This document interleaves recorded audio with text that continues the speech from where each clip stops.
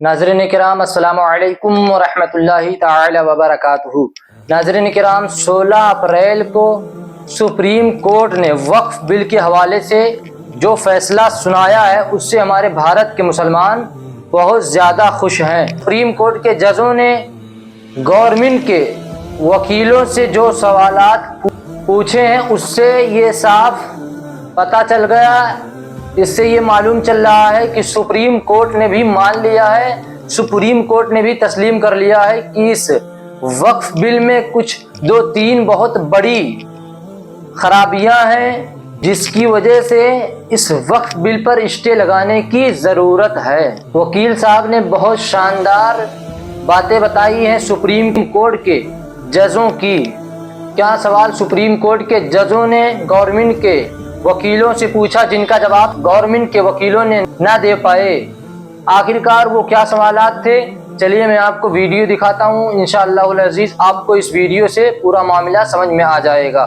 तो चलिए वीडियो को शुरू करते हैं। सुप्रीम कोर्ट पूरा मामला समझ चुका है कि ये जो एक्ट है ये कुछ चीज़ों को वायलेट कर रहा है, जो कॉन्स्टिट्यूशनल राइट्स हैं माइनॉरिटीज़ के उनको वायलेट कर रहा है और कुछ बेसिक प्रिंसिपल्स हैं कॉन्स्टिट्यूशन के उनको वायलेट कर रहा है। और दूसरी चीज़ सुप्रीम कोर्ट ये भी समझ चुका है कि जो कानून बनाया गया है ये कहीं ना कहीं से सप्रेस भी ऑप्रेस भी कर रहा है मुसलमानों को, क्योंकि वो कोर्ट ने ये बात कही कि जब आप हिंदू माइनॉरिटीज़ की बात करते हैं, उनके रिलीजियस एंडोमेंट्स एक्ट्स हैं स्टेट्स के, तमिलनाडु के हैं और कर्नाटका के हैं और स्टेट्स के डिफरेंट स्टेट्स के, वहाँ तो आपके जो मेंबर हैं वो सिर्फ हिंदू ही होने चाहिए और सिखों में सिर्फ जो है सिख होने चाहिए। तो यहाँ पे आप जो है नॉन मुस्लिम क्यों डाल रहे हैं? क्या आप उसमें मुस्लिम डालेंगे? ये कोर्ट ने सवाल किया था तुषार मेहता से, तो तुषार मेहता के पास इसका जवाब नहीं था क्योंकि ऑब्वियसली नहीं होगा।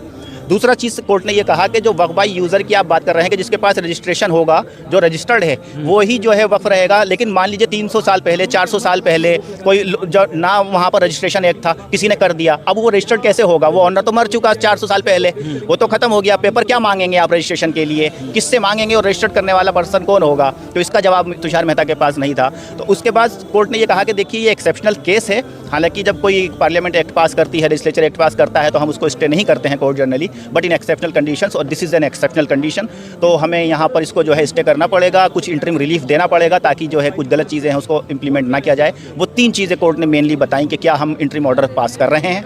पहला सुप्रीम कोर्ट ने मान लिया है कि मतलब गलत कानून हुआ है कुछ। जी कुछ गलत है इसके अंदर। देखिए कुछ चीज़ें अच्छी भी हैं और कुछ चीज़ें गलत भी हैं। हम अच्छी चीज़ों को तो हमने कुछ कहा ही नहीं, हमने तो जिस चीज़ पे ऑब्जेक्शन था वही हमने कोर्ट के सामने रखा। पहली चीज़ कोर्ट ने ये कहा कि भाई पहला जो नेचर है वो चेंज नहीं होगा, किसी भी प्रॉपर्टी का नेचर नहीं चेंज होगा। नेचर यानी कि जो वक्फ प्रॉपर्टी है, चाहे वक्फ बाय यूज़र है या चाहे रजिस्टर्ड है, वो डी नोटिफाई सरकार नहीं करेगी, it will be treated as waqf, वो वक्फ ही मानी जाएगी। दूसरा कोर्ट ने ये कहा कि जो कलेक्टर अपॉइंट आप कर रहे हैं वो आप कर लीजिए इसके नए एक्ट के अंदर, लेकिन ही कैन एक्ट ओनली जब हमें एप्लीकेशन देगा और हम परमिशन देंगे उसको केस देख के। मैं ये कहा कि जो आपने कहा है कि नॉन मुस्लिम हो सकते हैं, कि सिर्फ एक्स ऑफिशियो तो आप किसी भी रिलीजन का रख लो, लेकिन जो बाकी मेंबर्स होंगे वो they should be only Muslims. ये हमारा इंटरिम ऑर्डर है and now we are going to dictate it. तो जब तुषार मेहता ने कहा कि नहीं जनाब हमें सुन लो, ये काफ़ी उन्होंने रिक्वेस्ट करी, तो कोर्ट ने कहा ठीक है अभी हमारे पास टाइम नहीं है, तो कल हम सुनते हैं फिर आपको थोड़ा सा। तो हमने कहा आप इनको सुनेंगे तो फिर हम भी कुछ नए आर्गूमेंट्स लेकर के आएंगे। पक्ष चाह रहा है कि स्टे ना मिले, आपको लगता है? एग्जैक्टली, बिल्कुल, तभी तो, वरना तो आज तो कोर्ट डिक्टेट कर रहा था इस इंटरिम ऑर्डर।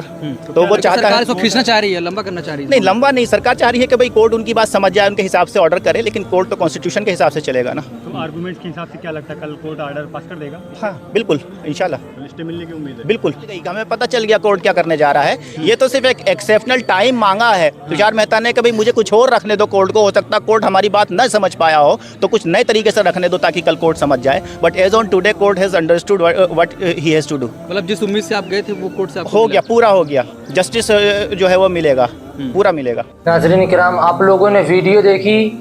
नाज़रीन किराम आप लोगों ने सुप्रीम कोर्ट के वकील साहब के बातों से आपको अच्छी तरह समझ में आ गया होगा कि आखिरकार सुप्रीम कोर्ट के जजों ने गवर्नमेंट के वकीलों से क्या सवालात किए।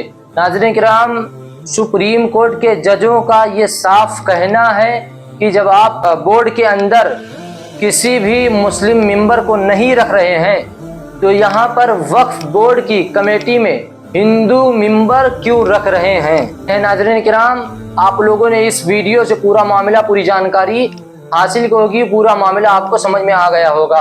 अब अभी जो मुकम्मल फैसला है वो अभी फैसला नहीं आया है, वो इंशाअल्लाह अज़ीज़ आज वो फैसला आ जाएगा कि वक्फ बिल रिजेक्ट होगा या नहीं रिजेक्ट होगा।